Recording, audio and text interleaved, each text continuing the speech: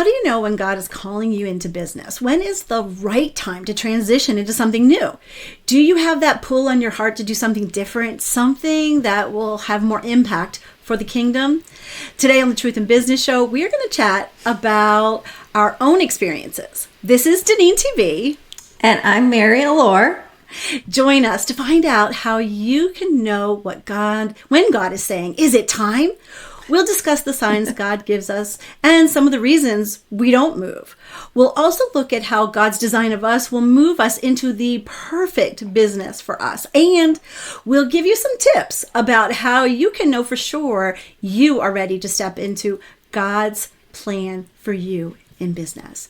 So, yes, I've changed up my YouTube channel just a little bit to now include a podcast. We are so excited. And now Mary and I can bring you all of this content about living out God's calling for you through your business. We want to help you get out of that trap and transition of the indecision and then have the God-centered business that you desire. So really quickly, make sure to subscribe to the YouTube channel if you're watching us on YouTube. And if you are listening to us on the podcast, I guess we're supposed to say follow, subscribe, something like that. I'm not quite sure. I know this is a shameless plug. This is our first official episode, so we're really excited. So we wanted to introduce ourselves a little bit as well. So I'm going to let Mary get started with that. Hi, I'm Mary Alore, and my business is called Sweet Bites Technology, and I provide technical solutions for women entrepreneurs who are in business, who are either starting in business or have been in business a long time. So I love that. I love that. I know for me, one of my biggest personal mission statements has always been to help believers really share their faith in bold and creative ways. And I've done that in lots of different ways. But right now, it's really through having the Calling Clarity community and the coaching and all the things that we do with Calling Clarity together. We have a saying, it's, we want to grow your faith so it fuels your business. And so if everyone doesn't know who I am yet, that's kind of what I have been doing. I call myself a Christian business growth strategist and clarity coach. And really, it is Mary and I's deepest desire that you do grow your faith first so that it does fuel your business, right? Absolutely. And if anybody needs to know, that's my testimony because growing my faith has definitely fueled my business and what I'm doing. So yeah. So we're going to get into the meat of this discussion today.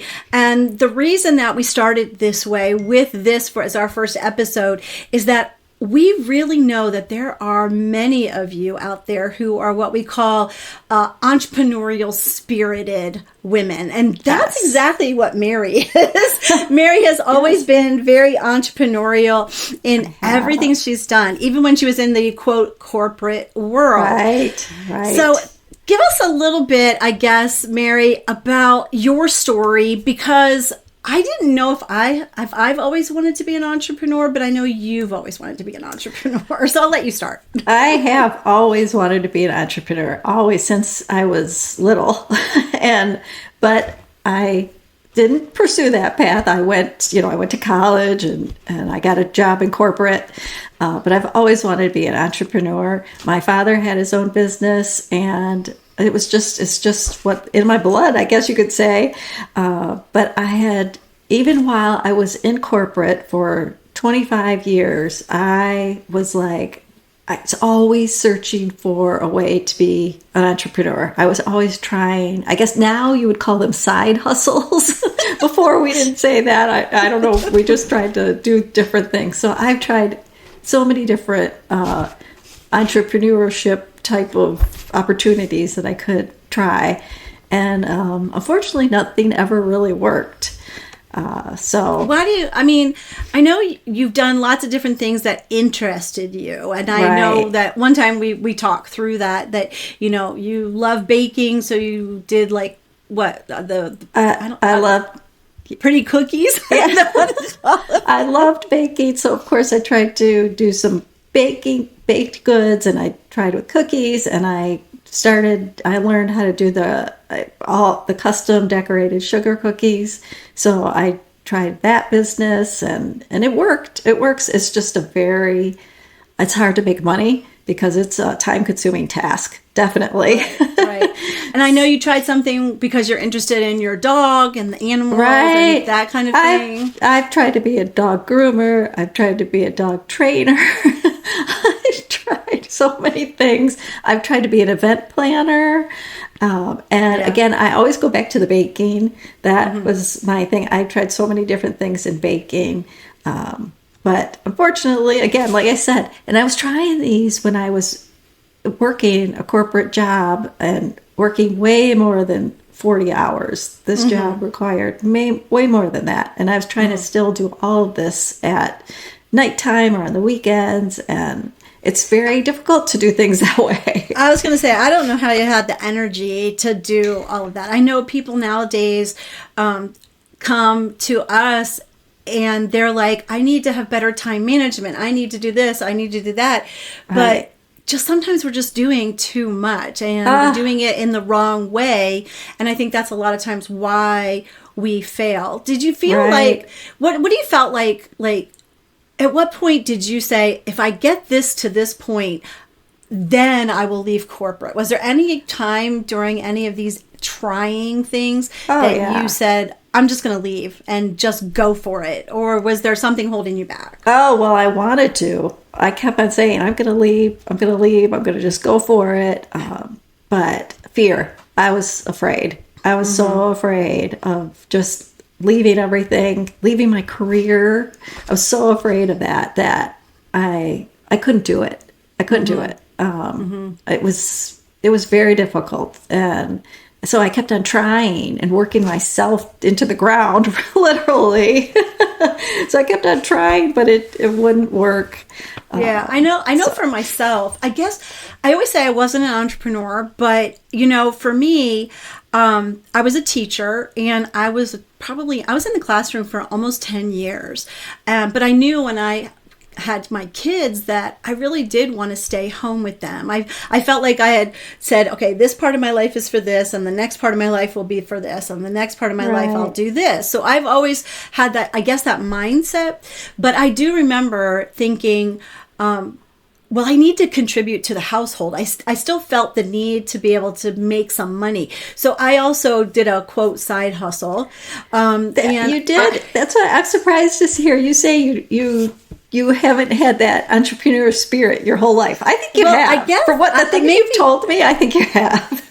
Well, I guess so, but I did it so in such a way that it was very natural, because what I ended up doing was teaching as a business. I really didn't see myself as a business person. I just said, I'm just teaching. But I taught in an after-school program for Spanish. I speak Spanish. So I said, let me just create something that would be able to teach Spanish in the elementary level. So I was very comfortable in there. So I went into these after school programs and just did enrichment. And then when my daughters got older and they were in school, I actually transferred it to homeschooling, and I was teaching homeschoolers the Spanish language so that they could get out of their college credits and things like that. So it was high school level at that point.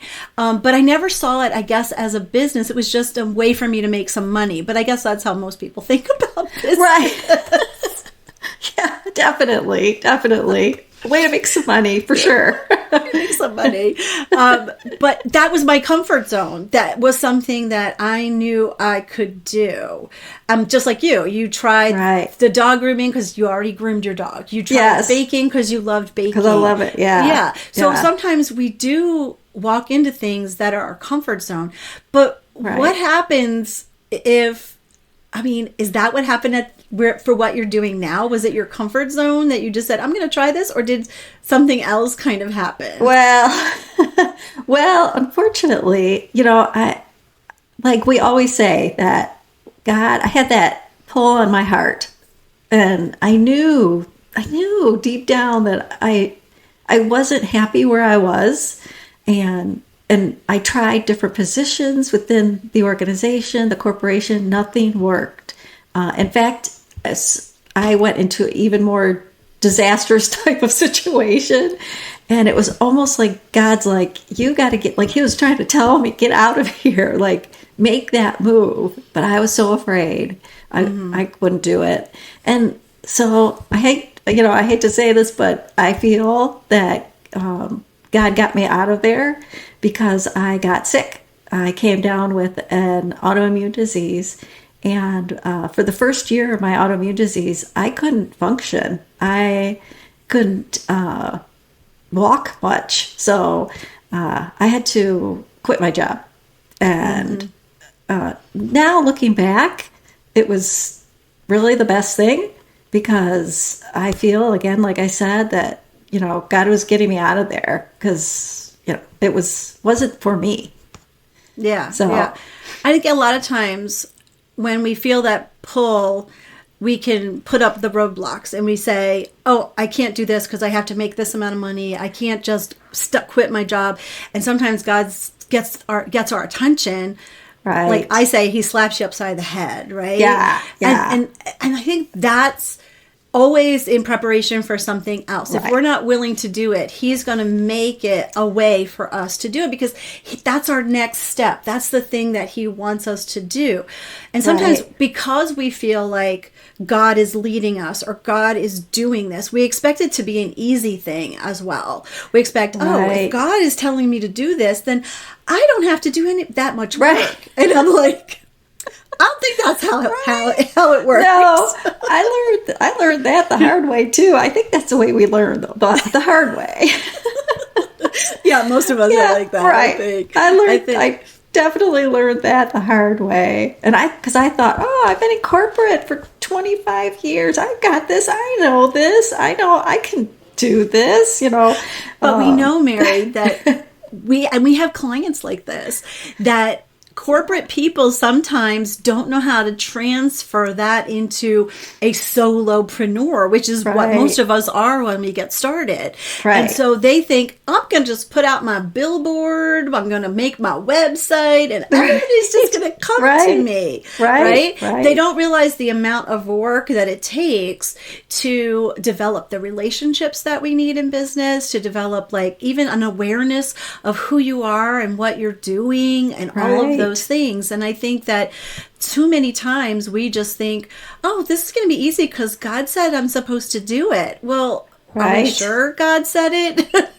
I know. That's the other thing too. Are we really sure? Is it something we're just making up in our own minds? Are we sure? Oh yeah. I've had so many people tell me, well, God gave me this vision and I saw this or I saw that. And I'm like, okay, but that could be from your own heart. That could be from, Absolutely.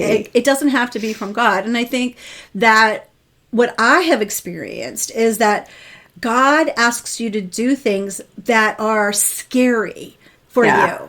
Not that or look wonderful to you. They actually look scary. I remember this when I decided to go into, after teaching, I decided to do sales, and it was a direct selling company. And I just felt like I don't know anything about sales. And so for me, it was something that I felt like God was leading me there, and I kept pushing against it because I really didn't want to do it. But it was that continual God just showing me, yes, you have to do this, you have to do this. And so I remember at one point that I was going to the next phase because, that was my first phase, like jump off the cliff kind of phase. Like, okay, God, I'll do this. And I remember standing there going, am I supposed to be doing this? Lord, what does this mean? And I think if it's not scary, we really have to think about, is it really from God? Because he wants us dependent on him. And if we can do it all in our own, then that's really not from God, right? I know. Yes. I love what we get to do, that we get to help women really figure out what God has, how God's designed each woman to really show up, to do what he's asking them to do, and even to figure out what is that next step. Because I know for me, the steps have been, I went into sales, I started a networking group, for Christian women because I needed my customers to be people who had money. It wasn't like, but it was his idea. I know it was his idea because I did the networking, and then I went into doing workshops and went back into that teaching mode. And then the next step was the Business and Educational Center, which closed, which opened up writing, which opened up coaching, which brought me and you together, even so that we're here now doing what we're doing and opening up a huge community of Christian women in business, Christian women entrepreneurs, so that we can support them to grow their faith, to fuel their business. It's very exciting for me. I know, I'm pretty excited too. Just hearing all of that, it's like, oh, that's so cool. I'm so excited. And I love how God does position us. When we feel that pull, we can know, because the background that he's given us, every experience, every strength, every interest, they all come together. We call it that 360-degree view tool, right? We have a tool to help you get that snapshot of who you are, who God's designed you to be, so you can walk into a business that, as we like to say, is perfect for you. It might have a lot of iterations. I mean, even since we've met, since we worked together, you've had quite a number of iterations of what you're doing. Right.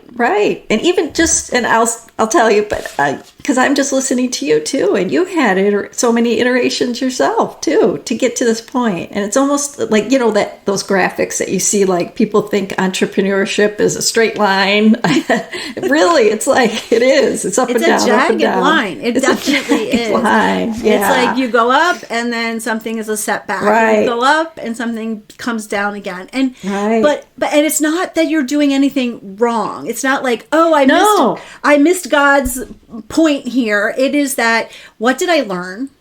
And how can I use this to build on the next thing? Or how should I shift? I mean, I think that's the other part too, is that people just see it as maybe a failure, but it's not really a failure. When I closed my Business and Educational Center, I knew God wanted me to open that. It closed in 18 months. That was very hard. But looking back now, I can see that was God again saying, Deneen, do you trust me? Deneen, are you going to do what I'm asking you to do? And I think that staying aligned with God is what really helps there. You definitely have to grow your faith. Entrepreneurship is the biggest adventure I think anybody can ever take. And if you're not relying on God, it's going to fail. Right. Yes, definitely. If you're not relying on God and in his word every day and keeping just in communication with him, yes, it's because it's hard. It's not easy. It is hard. And I think maybe sometimes that's part of the fear that people have. That may be the obstacle that they have. This is going to be hard. Some people don't think that way, but other people do. Or I'm not going to make enough money, or I'm not going to be able to be successful. Or some people are even afraid of the success. Oh, my life is going to look like what if I'm successful? I'm going to be too busy. I'm going to neglect my family. There could be these different ways that people think about it. So let's just stop and ask the audience a couple of questions here. Okay. I think that since we've been talking about all of these obstacles or things that are keeping you from maybe stepping out, maybe it is the fear of failure or the fear of success. Maybe it is, you're just not going to make enough money, or you think that you have to be perfect, the perfectionism part. Right. So I'm going to ask the audience to put down in the comments, or send us an email, I guess, on the podcast. What do you feel like is an obstacle for you that's keeping you from stepping out into what God is really calling you to do in your business? We would love to know, because we think we have a lot of good ideas, right? Yeah. We've been working with Christian women entrepreneurs for a long time now, and so we've heard a lot of things. But let us know. My email is in the show notes, Deneen at DeneenTB.com. Mary's is also there. And just let us know. Do you relate to anything that we've talked about so far? Do you relate to any of the obstacles that we were even facing? So, Mary, let's get back to how how did you use your background? Like you were sick for a year, and then how did you decide to like go into web design and all the things that you started to do? What was that kind of journey like? So my career has always been in IT. Always. That's what I've done since I, started during college and after college. So that's one thing that I love is technology, business technology. So I started my business after I was sick. I was sick for a while. The first year I was out, but then I started working. I did some part-time jobs. I actually worked for my church for a small period of time. And, but I kept on saying, okay, no, I'm going to do this. I'm going to, God got me out of that job for a reason. I'm out of there. I got to take this opportunity. So I started web design, which is something I love. Web design, and that's when I met Deneen, and I got to do work at her website, so that was fun. And I had clients and everything, and I got overwhelmed because I tried it to be everything for everybody. Even though I was doing web design, I started doing social media management, graphic design, blog posts, writing blog posts, editing blog posts. You were just doing so much, Mary. This was crazy. When you came to Calling Clarity, that was one of the first things that I saw. I saw two things. I saw what you called yourself, which had nothing to do with your personality or who you were. It was very corporate. It was very corporate. Yes, it was very corporate. And so it wasn't anything. You were like, I want to work with Christian women, or at least women at that point. Right. And I was like, but how do they know that you're for women? Just because you are a woman, if you see the name of your thing. And the second thing that I saw was that you were doing too much, and you had to decide what was the thing that you truly loved to do, that you could do the best. And of course, I get all of that now, all of your genius zone, because you do work with the team here. When Mary and I are the team, for the most part, and we're growing small. We're growing. We're growing. But Mary and I have been really partnering this for quite a number of years now, and I think that the technology part of you loving to do the email marketing and to really do the pieces that you really love, not necessarily blogging. I will tell you, I'm gonna tell on you, Mary. Mary loves the fact that I'm the writer in this group. Yes, go right ahead, please. We kind of have the perfect little team, because I love the content writing and the blogging and all of those things. And she's really good at editing, and she's really good at making everything sound even better. So that's been really great. I think working in your strengths and finding out like what they call the genius zone, that connection of what do I love to do, that I'm really good at doing, that lights me up. Like if you are in God's will, then it doesn't mean you have to do all the drudgery part. It means you have to come out of that, find out what it is that you're good at, and do that, because that's going to energize you and make you want to stay in business more than something else. I think a lot of people, and I don't know if you have had this experience or not, I did. They want to fit into somebody else's blueprint. They want to do it the way somebody else tells them to do it, and it doesn't fit. Doesn't fit for them. How did that work for you? I totally got overwhelmed. For me, it was the first coach I had, who was a branding coach. And it was very important. It was all the stuff that we tell people not to do now. Let's go and put the website up. Let's have a product that everybody is going to be so amazing that everybody will love it. But they didn't know that they even wanted it. It was in my head. I hadn't done any of the research to really find out if somebody would actually buy this from me. Right. And I had to, I was told to be like dominating everything, the airwaves. I had to do the YouTube and rip off the audio to do the podcast and do this and there was just so many things, be on all these platforms. And you really don't have to do it that way. It can be really a lot more organic. And so for me, it wasn't developing what I'm good at. And the reason I have a YouTube channel is because I love video. I love theater. Yeah. I love all of those. I love writing. Right. I write a script for every single one of the videos and things like that. So when I got into that, I even had to decide, and I tried like being a speaker, which I love being on stage, but it takes another whole like energy to be able to pursue that. Like if someone asks me to come and speak, I will come and speak. There's no problem. But it wasn't something that I could pursue at the same time as doing something else. And that's where I think when we know we're ready is when we have really dived into God's design of us. What is our background? What are our interests? What are our strengths? And we really understand that. And of course, when do we know that we're ready? I mean, hopefully God wouldn't have to like knock everybody upside the head. I don't want that for anybody. No, because that's basically what, it didn't happen to me for business, but it happened to me in other ways, I know, as preparation for what I'm doing now.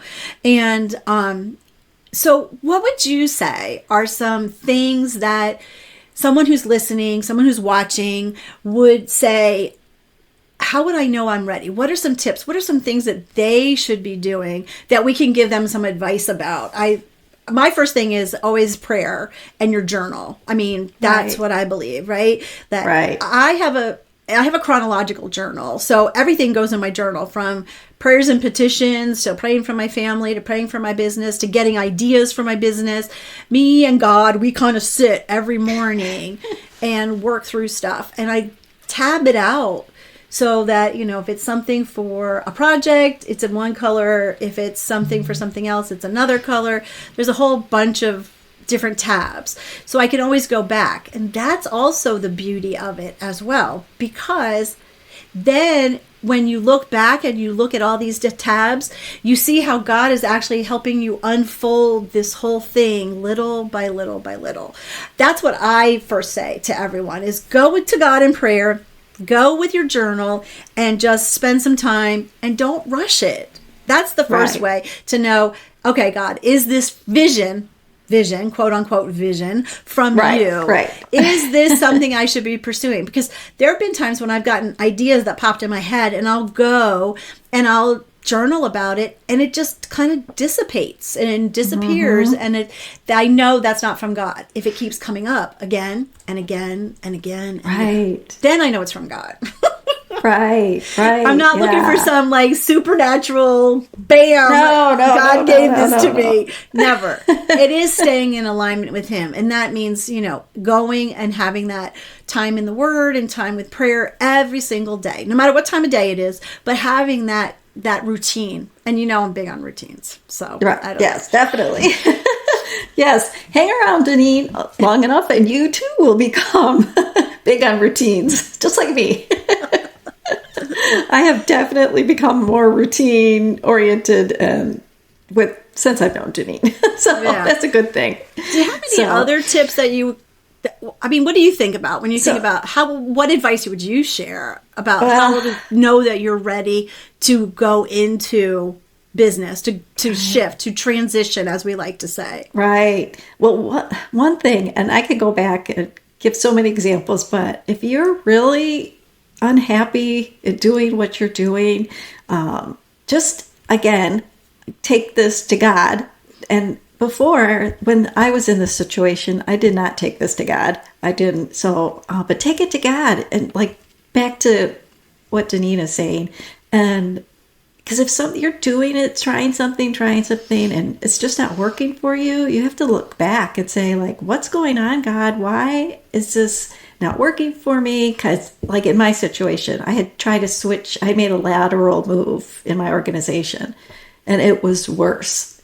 So it's like, well, I should have gone to God then and said, like, what's going on? Why is this not working? And just, again, journal about it. So important to write it down. It just takes it out of your head into something more realistic and practical. But definitely then dig deep inside of yourself and try to figure out like who am I really, and what are my experiences, and what are my talents and my skills, and Mary, how can I use this? Are you giving away all of our secrets for calling clarity? Oh, I'm sorry, I shouldn't tell. But that's what we do. I mean, I want to tell. If you're out there and you're saying, I don't even know where to look, I don't know where to dig into, all I have is a jumble of ideas inside. Right. It's like, that's what we do, because I know that can be confusing, and we say this, Mary, we say that there are so many women out there that are so multi-talented. I know. They can go in so many different directions. I mean, look how many different things you tried. I know. I mean, that's how many different directions you can go in. When I got started, I thought I was going to be writing Bible devotionals. I didn't know I'd be doing this. This was God's idea. I think that is the other part. We can have this idea, but we have to trust God to take the step. Right. Then if it's a step that's scary and we have to be totally dependent on Him, that's the right step. As you said, I didn't really trust God. I wasn't really asking God. I was just doing things that I thought I should do. Right. And it didn't work out. And now that you are on the other side of that, right. do you feel like you're in your groove? Do you feel like you're doing the thing you're supposed to be doing? At least for right now. Yes. Yes. Right. For right now, I do. I definitely do. I know I'm doing what I like to do and what fits me, really. And that's the thing. If we're doing what fits us, we love it. We're not saying it's never hard. We're not saying we don't get frustrated. We're not saying that we don't complain sometimes, but we get to love on others. We get to share Christ. We get to grow faith because we get to get out of bed every day going, I get to do this. This is exciting. This is something that we get to do. And I think that's the part of it too, is that when we understand that it's not just, well, I'm good at this, so I'll go do this. And we understand, I want to understand how God's designed me because I really want to step into His calling. I know. Right? Yeah. I guess the other advice too would be, you got to do the work. You got to do the work. There's no easy way around it. You have got to do the work. Yeah. Otherwise, you'll end up doing the work anyways. You'll end up taking longer. You'll end up doing the work. It just might take longer and be harder. Definitely. Yeah. And I agree with you. It's if I had all of the tools, all of the knowledge, all the things that I have now that I get to pour into the clients and into our women, as I like to say, our wise women, right? All of that, if I had all of that, I could have done it a lot faster, super faster. So I was going to say, super faster. I could have done it a lot faster, and I would have been maybe in a different place. Financially, but maybe that's not what God wanted for me, and I have to know that God wanted me to learn at a slow snail's pace, one step at a time, so that I could accelerate someone else, so that I could pour into someone else, because there were so many lessons along the way of trusting God. So many lessons along the way, definitely. Yeah. It's just amazing what happened. It is. What happened. I really want to go back to that us women, if you're in this transition like we were, you have to really get to know yourself. You might have been in a corporate position like me for 25 years, and you don't even know who you are anymore. Or you might have been a caregiver for so many years. And again, you're at that point where I'm like, I don't even know who I am anymore.